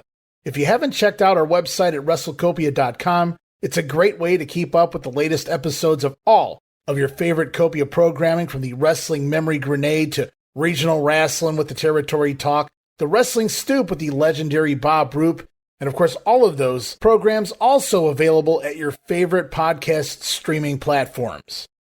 And if you want to stay up to date with everything going on in the Copia world, all the latest news, random thoughts, fun videos, pictures, and more, make sure to join the more than 33,000 followers over at Facebook.com/Wrestling Grenade. Don't be left out. And last but definitely not least, it's what keeps the entire machine going. I'm talking about Patreon.com/WrestleCopia. We appreciate your support in helping us pay the bills to keep the WrestleCopia podcast network running and enabling us to continue to bring you all the quality programming that we offer. Step inside the Neutral Corner Lounge, grab a drink, and pull up a chair. You might know the faces, and you definitely know the names, but you don't know the real story. Welcome to Beyond Wrestling, hosted by me, Rob Helt. Every episode, we sit down with some of the biggest and even smallest personalities in the business. But there's a catch. We leave the squared circle at the door. We're not talking about angles, road trips, title runs, anything like that. We're talking about real life. I try to give you the person behind the persona. We dive into their hidden passions, their off-the-clock lives, and what actually makes them tick when the cameras stop rolling and the boots come off. If you want to know who these people are, who they are when they aren't playing a character, this is the only place to be. Subscribe to Beyond Wrestling with Rob today on YouTube or your preferred podcast platform. Find all the great content we provide here at Jackson Media Creations at RetroWrestlingArchive.club. Step into the lounge, grab a drink, we'll save you a seat.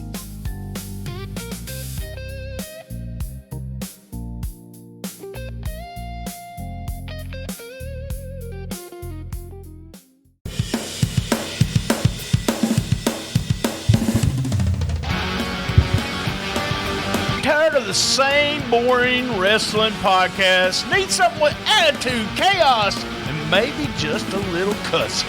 That's stspod.club, and we got it all covered. We've got wrestling weirdness with WTF News Desk, 5-minute time limit, and a Southern fried brain of me, BT, stirring the whole ship. We also have rolling into Memphis every week about the current Memphis wrestling.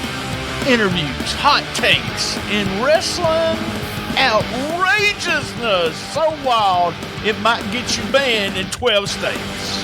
That's right, it's SDSpod.club or search all podcast catchers for Shooting the Shiznit, where wrestling podcasts grow chest hair. Not sure what that meant. Love my mama. All right, so let's take a look at the card and see what all this goodness was building towards for Monday night. And you want to be there on time because the opening match of the night is going to be a single match in which Dutch Mantell will be going against Tony Anthony, the Dirty White Boy, and the winner of this match will get a Southern Heavyweight title match. That should be a good one. Very significant match, too, in that Dutch and Dirty White Boy will both want a shot at flamboyant Eric Embry, and he's the Southern Heavyweight champion now. That's true. It's unfortunate sometimes the matches that have to be set up to get to that title shot. Unfortunate in one way, but fortunate in that this should be a great match for the fans to see. Dutch Mantell and Tony Anthony going against each other Monday night in the opening match. Following that, the superstar, Bill Dundee, will be going against that Dog of War. The Dog of War came in here, 2-3 weeks ago, started running rampant through this place, and Billy will be facing him in a single match this week. And he is an animal. I mean, I hate to say, I'm not trying to be facetious, but I mean, once he hits that ring, Dog of War is a monster in that ring. Superstar Bill Dundee will have his hands full Monday night at the Mid-South Coliseum. You are right about that. Then, special challenge matches, Eddie Marlin will be going against Eric's driver, Tony Falk, in this special challenge match. Now, there's some history to this one. Goes back a little ways, and we'll try to get it all settled Monday night at the Coliseum when Eddie climbs into the ring against Eric's driver, Tony. And this match actually happened, or will be happening as a result of some happenings last week in that six-man tag battle, but we'll talk about that later. Yeah, okay. USWA World Tag Team titles are on the line now as Jarrett and Fuller still have those belts. Masters and Sawyer, well, we met them just a little bit earlier today and didn't quite meet them exactly the way we'd like to. Now, Doug Masters, of course, we had met before, but he said he was going to go get a partner, bring him in here. Bart Sawyer is his partner's name, and the two of them have come in here and jumped Jeff and Robert from behind, said, hey, if those are your champions, we can beat them. We've got a title match coming up, and we will be your new champions. Well, remains to be seen, as Robert Fuller correctly pointed out. They jumped him from behind after Robert and Jeff had just won a match, so your guard kind of drops after the match is won. The hands are raised, and all of a sudden these guys jump you from behind, and then they end up hurting Jeff's arm. Then the Travis's Revenge. Well, now, it will not be Billy and the guitar you see pictured right here. Travis's revenge is going to be whoever that is that he's brought in under the mask that just jumped Jerry from behind after his match, or during his match, actually. The match was not even over. Lawler, the King, will be going against Travis's revenge in the ring. He won't be able to jump him this time. Lawler knows he's going to be there. Well, it looks like Trick or Treat came a little early. Of course, this man is under a mask, and maybe you know who.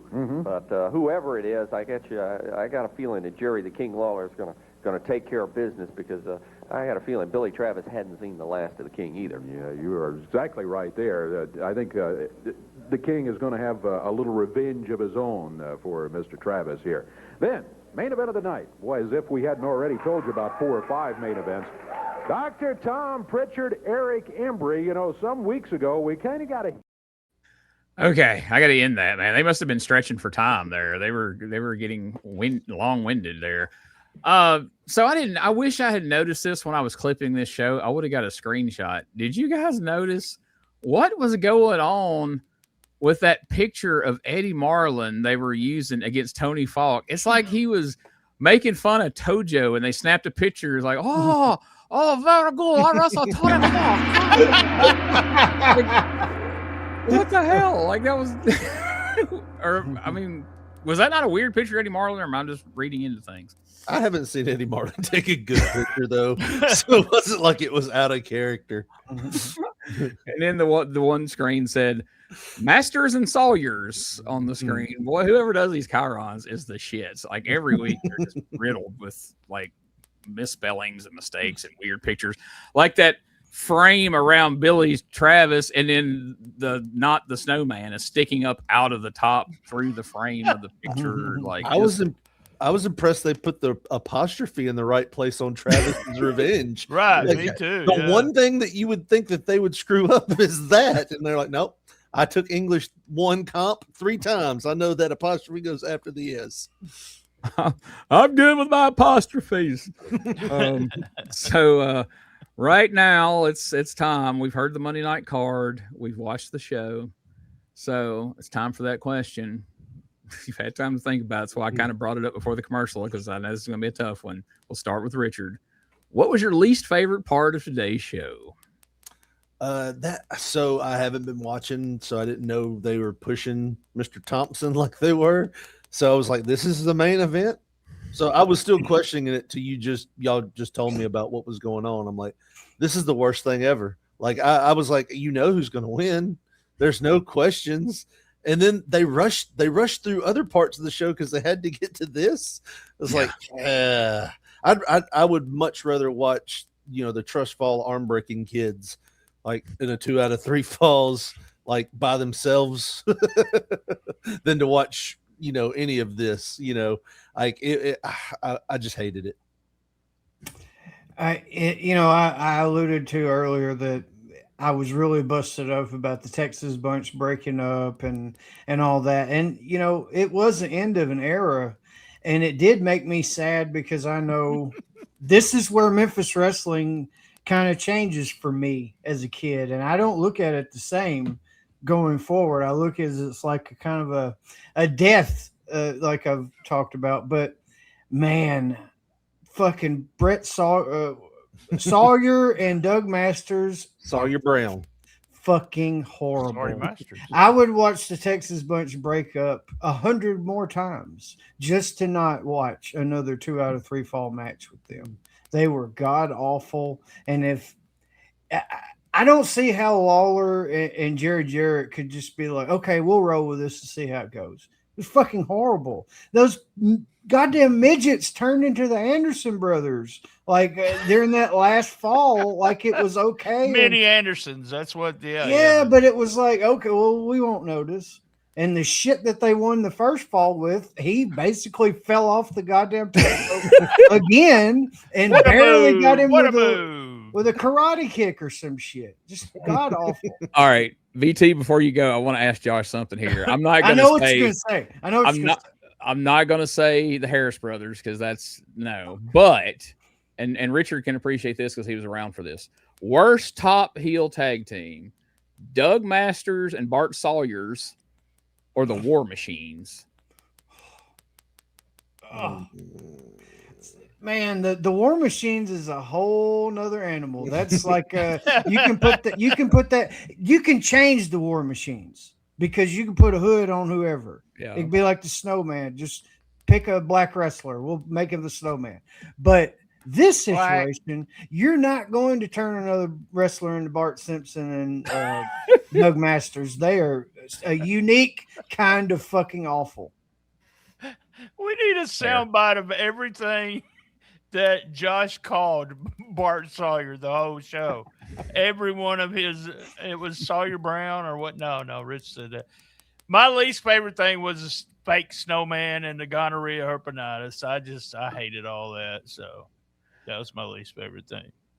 This may surprise some people, but now I'm starting to think like I've backed the wrong horse here because I've been going on record as like going against like Rob, who's been like burying Billy Joe Travis. But like after this god awful fucking promo and the fact that he introduces not the Snowman, like that's my least favorite part of this week's not show. The Snowman. That should be his name. Not the Snowman. It'd be better than Billy Travis's Revenge. Good Lord. We need a shirt with that a solid white shirt with the black snowman icon. That could happen. That just might well happen. All right. This may be an even tougher question, guys. What was your most favorite part of this week's show?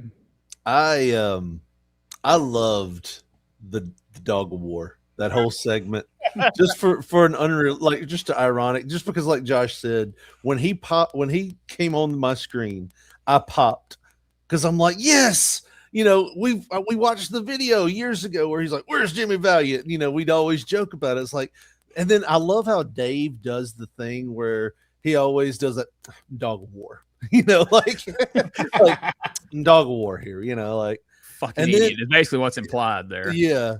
And then, you know, I laughed later on because he kept saying stuff like, I'm gonna sit right here. And I was like, what if he's like an idiot savant of wrestling? He gets out there, Dave, what that is that's a top wrist lock that he's gonna turn into. It's like, what if he's like really, really good at commentary? But then I also thought it would be funny to see Jimmy Valiant come out with the basis for Red Hot Chili Peppers. You know, like wrong flea. Damn it. I brought flea, daddy. Yeah, y'all, it took me a couple minutes to get that. I mean, I'm sitting over there, what? Yeah. And then that's why I spelled it out for you. I was Michael St. John. I appreciate it. Yeah, that's Flea from Red Hot Chili Peppers, Brian. We're gonna that happened a couple of weeks ago, Richard, when somebody made reference to what was it, the rapper? What rap? Oh, Master P. What? No, Chub Rock. Reggie B. Fine said he was calling Chub Rock, and Michael said, Dave, that's a rapper, Chub Rock. And Dave Brown was like, who the fuck Chub Rock is? Shut up, you know. I needed you when Hugh Morris used to come out, and I never knew why he was laughing. So 2 years later, he was like, oh my God, that's hilarious. Humorous. I get it. Yeah. Like the high, like Brutus Beefcake's high knee when he was the booty man. High knee. Huh? What? I will say my grandmother just got that. Thanks, man. My grandmother's favorite segment was the Jimmy Valiant, you know. You know, they used to replay these things all the time, those videos. You know, they'd recycle them like show after show after show. And I remember every time that would come on, my grandmother would grab her rolling pin and disappear for a few hours. So she loved that segment every time. She, oh boy. I almost said Danny Davis. All that. She always had him on the tip. He will haunt you. I'll be right back. I gotta go grab my rolling pin. I bet you when he turns around and he throws that split tail up to sit down, you see his ass in them dress pants. Ooh, I bet that tore her up, son. She used to have a video of him doing the oil check on people. And it was, Let's see if you got full thin synthetic, daddy. Yeah, Woo, I mean, that would have been like her Travis's revenge video, for lack of a better way of saying that, classy. So, and just think about that. If somebody was like, "Hey, what was one of Jimmy Valiant's high spots?" Well, he had this spot where he'd stick his finger up somebody's ass. That was the best thing that he did. Then he kiss them. Yeah, then he kissed dudes. Back before that was cool. Yeah. I love how we were talking about how like he was over or not. Like he was over, but like you said, Gene, like when the quality of your matches hasn't changed and you're 70 something years old now, was he a good worker? Yeah, maybe and not, but he was over. He was over. Josh still loved to him. promote you. Yeah, he was in 1991, and they're like, "Here's a video of the '70s." At least he got around good back then. Like, Yeah. it was still awful, but you're over enough in the 90s to do what they would call gay stuff and still be the baby face. Still be over. Yeah, You're I over. mentioned You're that, over. that you would have to tell somebody that wasn't a wrestling fan, the first thing they would say when they seen Jimmy Valiant was, "Is he one of them gays? Is he?" I mean, he was listening butt stuff in front of kids, and nobody had a problem with it. Like, it's bizarre. It's almost sexual harassment. Yeah. Your turn, Josh. Yeah, me. Josh, we're like, I done. already We're go. done with this shit. Okay. Well, I'm struggling to find something good, honestly, and that's a rarity here recently because there's always been one shining star. But even though it was a tragedy in my head, I do like the promise of babyface Prichard. I do like what he might or might not bring to the table. He might, it might be the best fucking thing ever, but I really don't know because, like I say, this time period affected me as a kid because it just felt different. Even back then, I truly, absolutely, 100% hated Bart Simpson and Doug Masters. They turned the channel fucking heat. And there were weeks where I wouldn't even tune in. I don't know if it was subconsciously because of them, but I just didn't. But I do like the surprise of babyface Prichard because I hadn't seen it yet. I'm with Josh on this one if I could talk.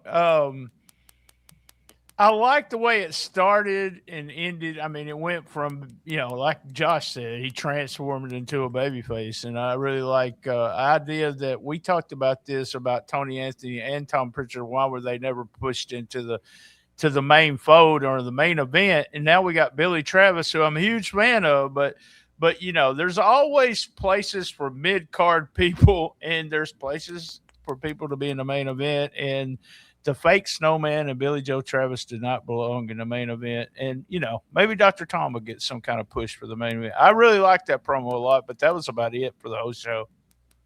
And the Jimmy Valiant video. I liked it just like Meemaw does. So exactly like same emotion. Exactly. Took a rolling pin, left the room as well. It was a bottle of wine. This one's for you, Jimmy. Woo, mercy.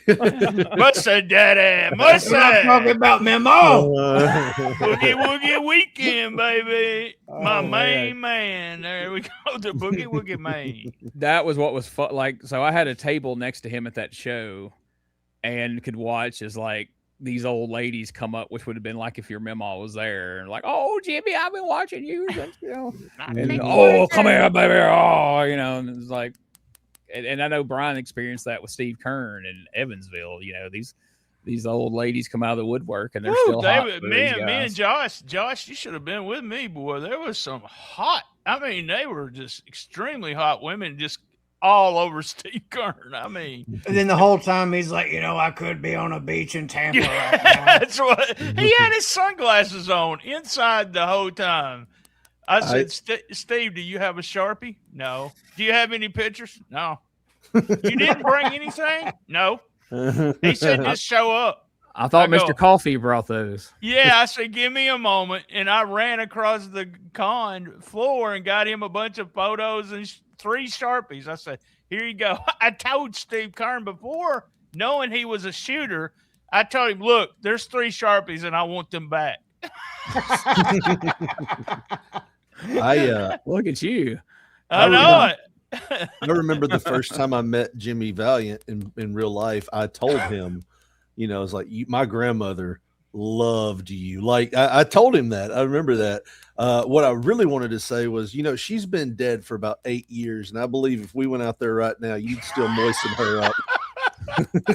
Like we'd see a little wet spot coming up on the grave. She drowned the worms. God damn. Oh, damn. Drown the worms. That's a good one, too. So, you know, the rest of that story is also he put his hand on your shoulder and went, everybody's grandma. You know, and then he said $40 for that. $40. Yeah. Instead of a hand coming up from the grave, it would just been 2 legs. Oh boy! Welcome back, Richard. You have not disappointed, buddy. Man, I miss Meemaw a lot. I really do. That was awesome. Yes. Well, it's time, Brian. Nowadays, the way things work, Richard, is I pitch it to Brian, and he's the one that's got to break it to us how many disqualifications and no contests we had on Monday night. Of them. So take it away, Brian. There was something that Josh said last week that is so true. Like, TV is missing people. If they're not in a major angle, it's like 3 guys just totally give up. Dutch Mantell, Tony Anthony, and Bill Dundee said, "What? You're not pushing an angle with me? You know, screw you." I mean, they did the Steve Kern and don't show up for TV. I'm not showing up for the dog of war, damn it. I don't care what it is. After I tell you the result, he might have wished he didn't show up Monday night for the dog of war. We got Dutch Mantell going to a draw with Tony Anthony. I just imagine those guys saying, well, it was supposed to be a match to determine the number 1 contender, but they went to the draw. Dog of War pinned Bill Dundee. Eddie Marlin beat Driver Tony by DQ. Jeff Jarrett, Robert Fuller kept the USWA tag team titles, beating Doug Masters and Bart Sawyer by DQ. We have talked about this over and over. When you bring in a brand new heel team, what should you do first? Put them over so everyone believes in them. But no, and that's why you don't go on TV and say, if we lose, we're going to split the team. That's right. You're standing there with your dick in your hand when the new tag team shows up and you can't put them over. So. Jerry Lawler pinned a masked man known as Billy Travis's Revenge, and Tom Prichard beat Eric Embry by DQ. And real quick, in the next night in Louisville, Kentucky, we had Masters beating Ben Jordan. Dundee went to a draw with Mantell. Dundee, Mantell, and Anthony. Anthony beat Dog of War by by count out. Jarrett and Fuller and Marlin beat Embry, Masters, and Tony when Jarrett pinned Embry and Lawler pinned Billy Travis. So I guess Billy went and got a cure for that gonorrhea so it wouldn't show up in Louisville, because they're doing the matches from the Monday night before because they're 1 week late. So, but yeah, fun. No attendance. So I wonder, I mean, it was 900 last week. It could have been at least 900. I don't know, man. That was a horrible show. Not if they watched Saturday's show. No, I mean, I'm not paying to see a random masked dude that may or may not be the fucking Snowman wrestle Jerry Lawler. I'm definitely not going to give a shit about these 2 blonde guys that are falling off the ropes on people's arms and just go work your way down the card. There's nothing there to make anybody want to. I mean, maybe if you're invested in like Prichard versus Embry, but if you've been hating them for so long, there's really nothing there to really get you invested in Prichard just yet. I mean, that promo was like, well, all right. But like you say, the turn, Embry looked like the victim. Prichard looked like the asshole. After the second time he knocked him down, when he got ready to pull the chain out and do the third time, Embry's down selling for. He's been punched for a second time. Prichard's body language, he turns and looks at Embry like, get up, dipshit. Like, and you feel bad, like, dude, you just punched him in the face. Of course he's not up. You're the asshole. And then we get there Saturday on TV, and it's like, no, it's all Embry's fault. He didn't know how to hold on to somebody, so it's all on him. So it's weird. Why couldn't they let Eddie Marlin go over clean? I don't know. And the promotion of that match was like, well, let's just throw this match in. Yeah. Okay. I didn't even bother to mention that Tony Falk came out and cut a promo on that. Was horrible because fucking who cares? You know, like it was like they were like, hey, we're running low on time. Go out there and say something about Eddie Marlin. Right. But we're going to say just whatever. Yeah, they even told him falls for the expression of fall. They even told him that we ain't got a lot of time for this.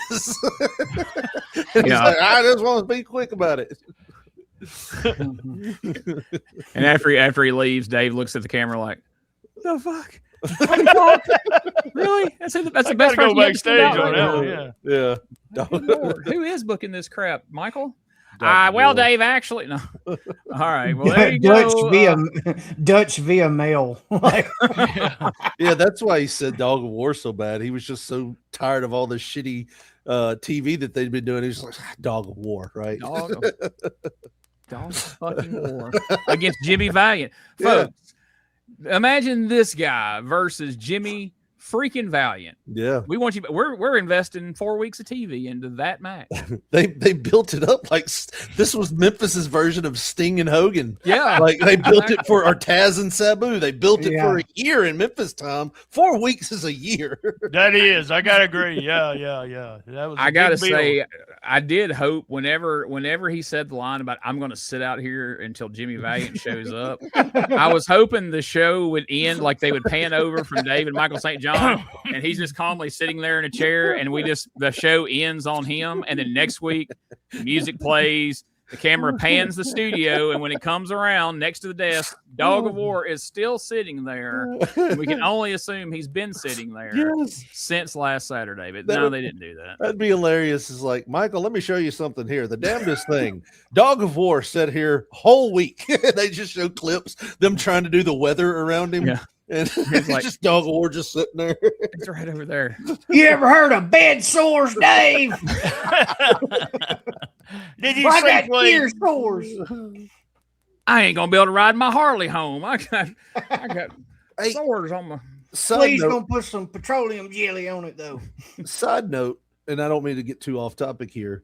How come OSHA, How come OSHA never had a problem with them using that chair as a stairs for the ring? That chair was not in good shape either. This has been thrown a lot of times, twice during that show, I want to say. But you can tell it's the only allotted chair that they can use for violence because it's the same one every week, and it don't have a top rung. It's the back's open. missing off of it. It's been approved, Richard. God dang, can't you say it's been approved? But I remember watching the lightest one of the Sawyer Brown tag team, and when he stepped on it, the thing went bonk. I'm like, how is OSHA approving this? So, yeah. Well, you might be surprised to know that studio wrestling wasn't on OSHA's radar in 1991. It wouldn't be until 1997. OSHA finally showed up at the studio, and the USWA shut down the next fucking week. All right, folks, there you have it. There's another week. We want to thank our special guest, Richard. And is there anything you want to plug or promote while you're here? Oh, well. No. No. I'll just put a commercial in. June 6th, man, we're going to have a big show, a comedy show at Hub City Brewing here in Jackson, Tennessee. It's a beautiful venue if you've never been there. It's almost intimidating because I keep thinking it's 2 weeks away, and it's such a big venue and such a nice venue. It's the same place we do MMA shows. So it's a nice facility and everything. If you've never been, you're in for a treat. Like I said, I'm going to be out there. Gene's going to be out there doing comedy. If you weren't there last year, this is your chance not to miss out this year. Guys, tickets are only $10. You can get them right now at hubcityevents.com. And $10 for a night out, you can't do that anywhere, really. And some of the comedy you're going to hear is really great. We're bringing comedy back to Jackson, Tennessee. We used to have comedy clubs. Now they're gone. So already getting a really huge buzz about this from other people. So tickets are going fast. If you want to guarantee your spot, go ahead and buy your tickets now at hubcityevents.com. And I've been told that people are saying that Richard bringing me in is like Billy Joe Travis bringing in a random guy in a mask and trying to imply it's a snowman. Could this be Rodney Dangerfield? I don't know. He wants me to wear a flannel shirt and say "Get her done" for some reason. I don't know what he's implying there. All I can think of is the old 900 numbers. Like, who is this? Call 900, and you're going, "What the fuck?" Mean Gene. Call the hotline. Who was that guy out there with a black snowman on the side of his white mask? Well, call the hotline tonight. You'll find out. All right, folks. Well, we will see you back here again next week for another episode. We gonna plug our stuff. Oh shit, we're over on time. All right, goddamn. I can. Stay usually you're ready to run out of here like your hair's on fire. I was trying to help you out. I don't have any hair. All right. I appreciate it, man. Every day we do Shiznit Minute, talk about the current wrestling scene. All episodes are Memphis in May. this month, and we did a really good episode. And if you're doing the main feed, it will be on there on Monday with Steve Crawford. I said a really great episode, but it's all because of Steve. We did it on the King of Jackson Wrestling, Phil Hickerson. Fun show. Steve is so knowledgeable of stuff like that. You ready for P3 Radio? You've got to work on your timing. The way you let that hang, the way that sounded, is like this week we did a really great episode. As if every other week you don't do a good. Is that not how that came off? Like this week we did a really great episode. You had a little surprise. This week we did. Usually we go, well, what the fuck? All right, here we go. All right, 4 out of 5 hoots. It's episode 459, Alaska of the Sound is the name of it. Alaska of the South? Of the South. I'm sorry, of the South. Alaska of the South. They are making Richard wear a dress at work, dildos in abandoned houses in Bemis. We hear about the snot porn website that Josh is coming up with. Yep, squatting on your truck means you're gay. I'm not sure what squatting is. There's a Briley that's seen Richard's one ball. We do a female ball check. Josh's butthole doctor was hot. We had stories talking about Cooch Hooch. McGruff was in prison. It was a 12-year-old story. Peanut butter and time. I don't know what that even meant. I wrote it down. Richard, I just want you to know I've been back in Arkansas for 5 years and I've never seen a skeeter. I just want you to know that. And I do not support the Fight Club for kids here in Jonesboro. So I just want y'all to know that. I cannot believe that was in Jonesboro. I don't know that woman. No. Kind of. He doesn't know the woman. He's never seen a mosquito there. I say bullshit that he's in Arkansas. No, I don't know. He's really in Montana. DCK's alive. Come on, y'all. I don't know her. She lives next door. Yeah. We still have the Fight Club. It really sounds the cadence dirty of how he talks. If you go back and listen to that, folks, it sounded like he said, Richard is having to wear a dress and dildos at work. In Bemis. Dildos, Richard dress, dildos, and Bemis. It really feels dirty the way, it really makes me second guess what we're doing when you hear it read back to you. I might be confused. I might be confused on some of the stuff. So, every week, you guys sound like the biggest perverts and just weirdos in the world. When he says it all right together like that, yeah, it's fun. So Smokey had to put a time limit on him because we were getting down to the end of the show and we were getting like a 9-minute recap of P3 Radio. Like he covered every fucking thing y'all thought about during the show. Best fucking commercial possible. Yeah. P3 minute. I got to do the shiznit minute on P3 Radio. Down to a minute. And so now it's just the absolute most vulgar thing. We got, guys, I want you to know, we got this kid. He's 8 years old. Man, he is going through kid after kid in the Fight Club. So sounds like John Reap's dream. Yep. I didn't know where this was going. I'm like, he's like, we have got this kid. He's 8 years old. I'm like, what are you telling right now? Who's we? Don't put us in that kid. Now that BT knows that she's local, he's going to show up. Where's your Brock Lesnar at? I want to talk to him. He said, we got this 8-year-old. I thought he was going to say, Ken Wayne introduced me to him, and boy, let me tell you. You ever watch Memphis Wrestling, little fella? Tough little son of a bitch, boy. Y'all just don't know. So. We did make a joke about she would be appearing on a local show. From all this press, she's going to appear on a local wrestling show. Well, 12 years ago, cut the end of the show out, but let me go ahead and get my plugs added here real quick. Go to retrowrestlingarchive.club for everything we do over there. I'll just make it real short. Go to Patreon of mine and BT's, and you can join our Facebook group, the Neutral Corner Lounge, for more of what you hear here. So yeah, I figure there's going to be some people not join the group. There'll be people leaving the group now after some of the things that were said. Grandmother's legs. Of course, that was tremendous. Well played on that. That was the best thing. Yes.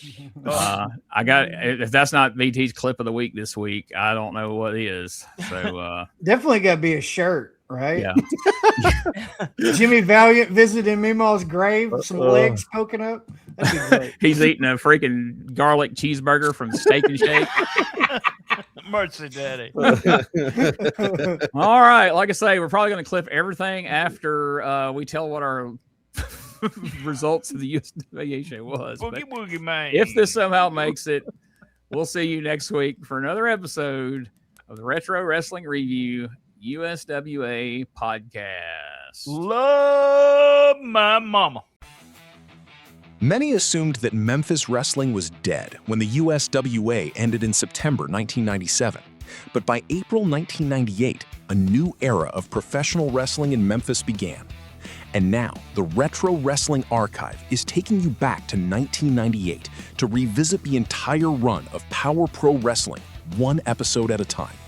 Every match, every promo, every wild Memphis moment, nothing gets skipped, nothing gets sugarcoated. If it happened on TV, you'll hear about it. Catch the Retro Wrestling Review Power Pro Wrestling podcast, live streaming every Saturday at 10 a.m. Central on YouTube and Facebook, and everywhere you get your podcasts. Don't just remember it, we live it.